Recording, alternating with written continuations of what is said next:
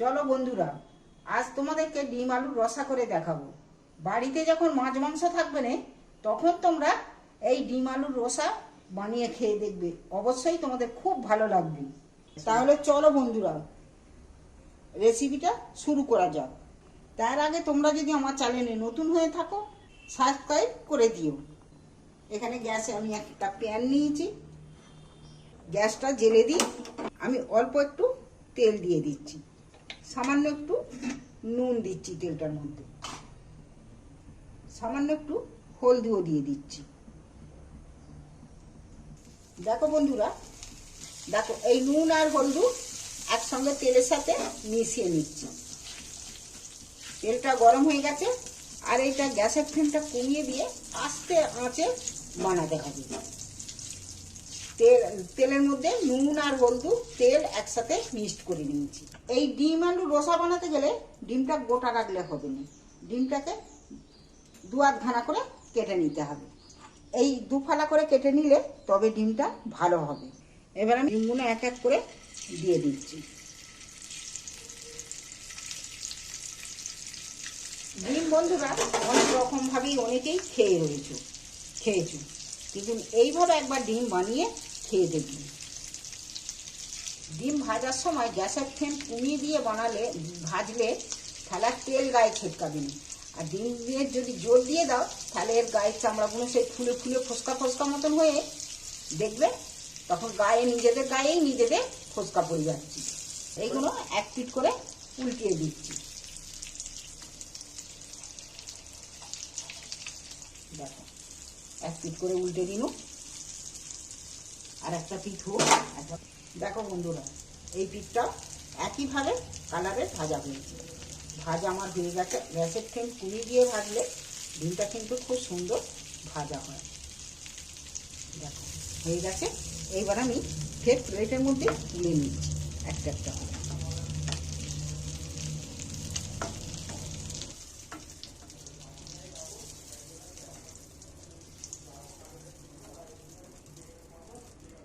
ডিমগুলো ভেজে নিয়েছি, আরও একটু তেল দিয়ে দিচ্ছি। এখানে গোটা জিরে দিয়ে দিচ্ছি ফোড়নের জন্য। জিরেটা গ্যাসের ফ্লেম আস্তেই করে দেওয়া আছে, যাতে না জিরেটা পুড়ে যায়। ওই জন্য এই গরম তেলের মধ্যে নেড়ে চেড়ে ভাজা হয়ে গেল, সেন্ট উঠে গেছে। এখানে আমি উপকরণ বলতে নিয়েছি দুটো বড় সাইজের পেঁয়াজ কেটে নিয়েছি, গোটা কতক কাঁচা লঙ্কা কেটে নিয়েছি। কাঁচা লঙ্কাটা আমি দিয়েছি, তোমরা কিন্তু যেমন ঝাল খাবে সেরকম অনুযায়ী দেবে। এখানে আছে একটু ধনে পাতা আর একটা টমেটো কাটা। প্রথমেই আমি পেঁয়াজ কাটাগুলো তুলে দিচ্ছি।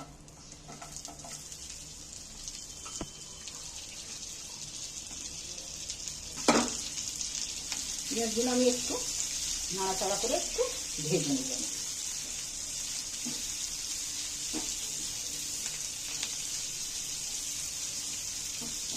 পেঁয়াজটা দেখো অনেকটাই কিন্তু ভাজা ভাজা হয়ে এসেছে, নরম হয়ে গেছে। তবে এইবার আমি দিয়ে দিচ্ছি এখানে কাঁচা লঙ্কা কাটা, চেরা কাঁচা লঙ্কাগুলো দিয়ে দিচ্ছি। চেরা কাঁচা লঙ্কাগুলো দিয়ে আবারও আমি তেলটার মধ্যে ভাজা ভাজা করে নেব একটু পেঁয়াজের সাথে। পেঁয়াজগুলো খুব একদম লাল করে ভাজবো, তাহলে কালারটা অন্য হয়ে যাবে দেখতে। এখানে আমি স্বাদ মতো একটু সামান্য নুন দিচ্ছি এর মধ্যে। এখানে 1 চামচ আদা রসুন বাটা দিন। এবারে তেলের মধ্যে আদা রসুন বাটাটা ভালো করে একটু নাড়াচাড়া করে নেব।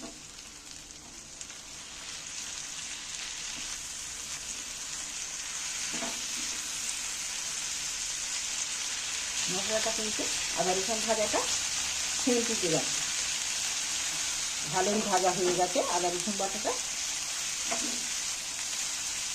তবে বন্ধুরা, পেঁয়াজটা দেখতে কত ঘাটা ঘাটা মতন হয়ে গেছে অনেকটা। আদা রসুন বাটাটা ভাজা হয়ে গিয়ে তেলও ছেড়ে দিয়েছি। এইবার আমি যে কেটে দিয়ে রাখা আলুগুলো তুলে দিচ্ছি। আলুগুলো দিয়ে দিন এর মধ্যে, কাটা টমেটোগুলো তুলে দিন। এইবার নাড়তে থাকবো। এই ক্ষেত্রে গ্যাসের ফ্লেম সবসময় কমিয়ে রেখে নাড়াচাড়া করতে হবে।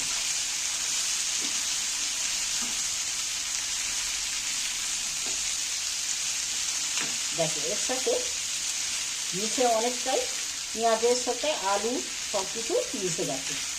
এইবার কিন্তু এতে অল্প করে নুন দেওয়া রয়েছে। এইবার কিন্তু আমি এইটাকে চাপা দিয়ে দিয়ে বানাবো, একটু চাপা দিয়ে দিয়ে। দেখি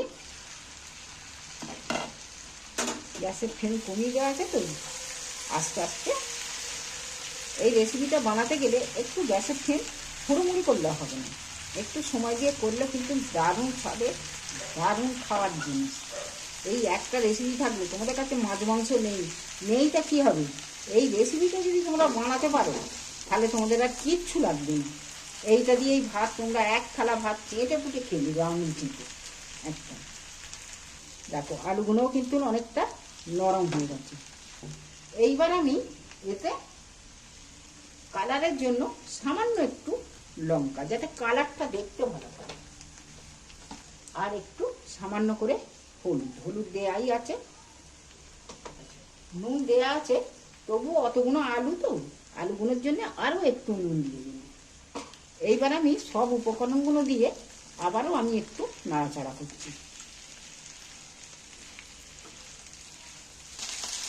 এই যা সেন্ট উঠেছে না, জিরে জল এসে যাবে।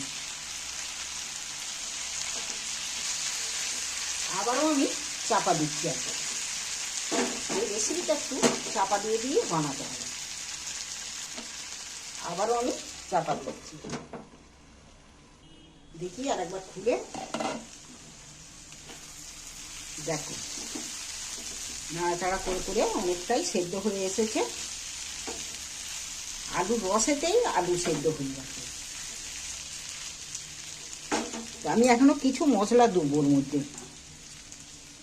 এইবার আমি এর মধ্যে হাফ চামচ জিরে গুঁড়ো, হাফ চামচ ধনে গুঁড়ো। এইবার আমি এই মশলাগুলোকে একটু ভালো করে নাড়াচাড়া করে নেবো, তবে কষবুনি, বেশি ভাজা করবুনি মশলাগুলো। দেখো পেঁয়াজ, কাঁচা লঙ্কা, টমেটো সবই কিন্তু গলে গেছে, আলুও কিন্তু সেদ্ধ হয়ে গেছে।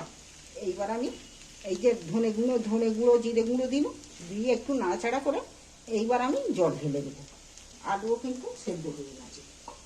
এইবার আমি অল্প করে হাত ছ গরম জল করে রেখেছি, সেই গরম জলটা দিয়ে দিচ্ছি। খুব বেশি জল দিচ্ছি না।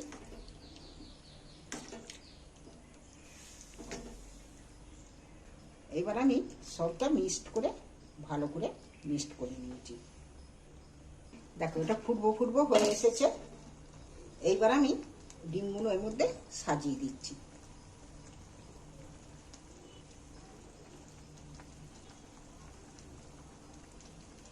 এই রেসিপিটা থাকলে কিন্তু তোমাদের রাত্রিরে রুটি খাওয়ারও অসুবিধে হবে না, রুটি পরোটা থাকলেও খাওয়া যাবে। আর ভাত তো দেখতেই নেই। মাছ মাংস না থাকলে তোমরা এটা ঝটপট বানিয়ে নিতে পারবে। এইবার আমি মিনিট 5-7 চাপা দিয়ে একটু সেদ্ধ হওয়ার জন্য, ডিমের স্বাদটা তো একটু আলুর সাথে মিক্সড হবে, ওই জন্য মিনিট 7 মতো করে রাখছি, চাপা দিয়ে সেদ্ধ হওয়ার। গ্যাসের ফ্লেমও কমিয়ে দিয়েছি। 5-6 মিনিট পর ফিরে এসছি। দেখো অনেকটাই জল মরে গেছে, আলুগুলো কিন্তু একদম সেদ্ধ হয়ে গেছে। আলুগুলো ভাঙছিনি, ভাঙলে ভালো লাগবে না, গোটা গোটা সরা সরা মতো আলুগুলো থাকবে। এইবার দেখো একদম সম্পূর্ণ রেডি। এবার লাস্ট ফিনিশিংয়ে আমি দিয়ে দিচ্ছি একটু ধনেপাতা ছড়িয়ে দিচ্ছি উপরে, আরও দুটো কাঁচা লঙ্কাও দিয়ে দিই। এবার গ্যাসটা আমি অফ করে দিচ্ছি।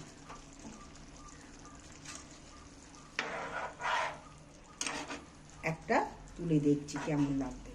চলো গরম গরম ভাতেতে গরম গরম পরিবেশন করো।